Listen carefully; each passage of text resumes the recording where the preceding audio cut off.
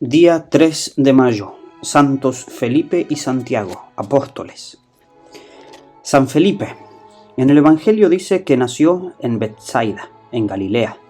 San Juan cuenta que Jesús los llamó a pertenecer al grupo de los discípulos al día siguiente de haber llamado a San Pedro y a San Andrés. Felipe fue el que llamó a Natanael o Bartolomé y lo llevó donde Jesús. Cuando el Señor eligió a los 12 apóstoles, uno de los elegidos fue Felipe, y el día de la multiplicación de los panes, antes de obrar el milagro, Jesús le preguntó a Felipe: ¿de dónde crees tú que podremos conseguir pan para tanta gente? Un día en que unos griegos extranjeros quisieron hablar con el Divino Maestro, le pidieron a Felipe que lo llevara hacia Jesús. Y en la última cena, este fue el apóstol que le dijo a Jesús: Señor, muéstranos al Padre.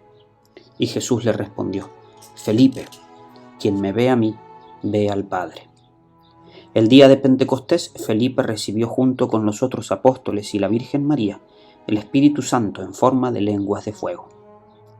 Los narradores antiguos dicen que este apóstol, después de Pentecostés, se fue a evangelizar a Bitinia, en el Asia Menor, cerca del Mar Negro.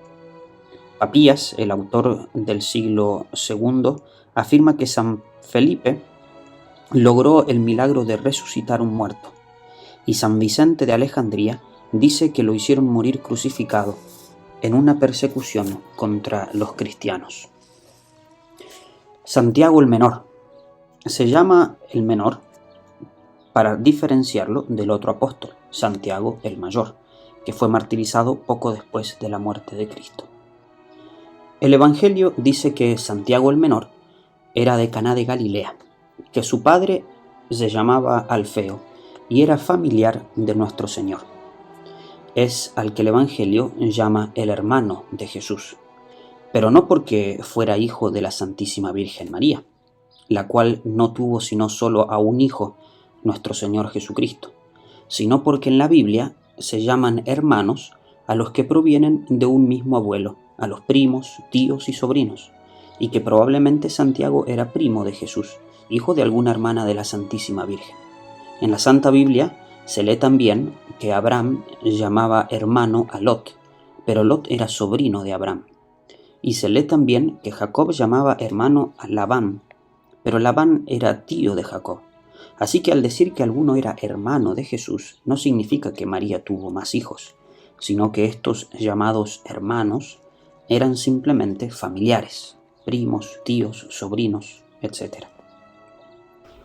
San Pablo afirma que una de las apariciones de Jesús resucitado fue a Santiago, y el libro de los Hechos de los Apóstoles narra cómo en la iglesia de Jerusalén era sumamente estimado. Lo llamaban el obispo de Jerusalén.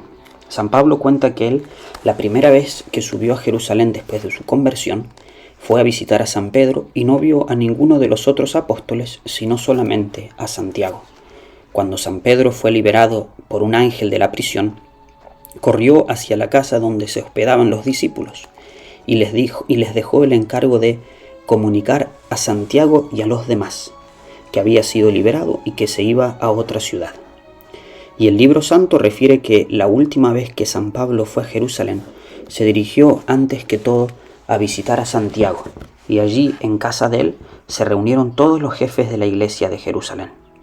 San Pablo, en la carta que escribió a los Gálatas, afirma: Santiago es, junto con Juan y Pedro, una de las columnas principales de la iglesia.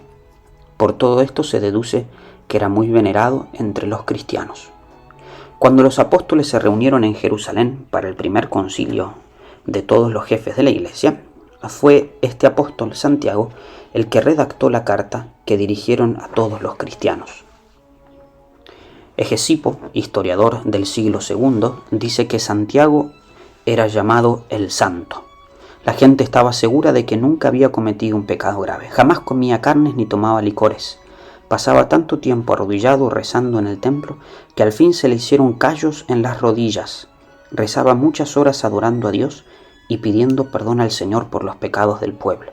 La gente lo llamaba el que intercede por el pueblo. Muchísimos judíos creyeron en Jesús movidos por las palabras y el buen ejemplo de Santiago.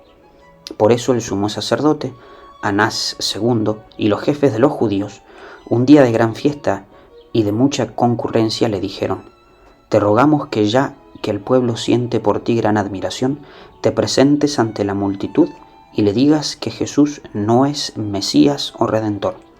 Y Santiago se presentó ante el gentío y les dijo así: Jesús es el enviado de Dios para salvación de los que quieren salvarse, y lo veremos un día sobre las nubes, sentado a la derecha de Dios. Al oír esto, los jefes de los sacerdotes se llenaron de ira y decían: si este hombre sigue hablando, todos los judíos se van a hacer seguidores de Jesús. Y lo llevaron a parte más alta del templo, donde allá lo echaron al precipicio. Santiago no murió del golpe, sino que rezaba de rodillas diciendo: Padre Dios, te ruego que les perdones porque no saben lo que hacen. El historiador judío Flavio Josefo dice que a Jerusalén les llegaron grandes castigos de Dios por haber asesinado a Santiago, que era considerado el hombre más santo de su tiempo. Este apóstol redactó uno de los escritos más agradables y provechosos de la Santa Biblia, lo que se llama Carta de Santiago. Es un mensaje hermoso y sumamente práctico. Ojalá ninguno de nosotros deje de leerla. Se encuentra al final de la Biblia. Allí dice frases tan importantes como estas: si alguien se imagina ser persona religiosa y no domina su lengua, se equivoca y su religión es vana. Oh ricos, dice también, si no comparten con el pobre sus riquezas, prepárense a grandes castigos en el cielo. Si alguno está triste, que rece. Si se enferma, que llame a los presbíteros y lo unjan con aceite santo, y esa oración le aprovechará mucho al enfermo. De aquí vemos la institución de la unción de los enfermos. La frase más famosa de la carta de Santiago es esta: la fe sin obras está muerta. Es una fe que les disgusta mucho a los protestantes porque ellos enseñan todo lo contrario. Ellos dicen que para salvarse no hacen falta las obras buenas, sino solamente la fe. Pero el apóstol Santiago sabía mucho más que ellos y repite que sin buenas obras la fe queda muerta.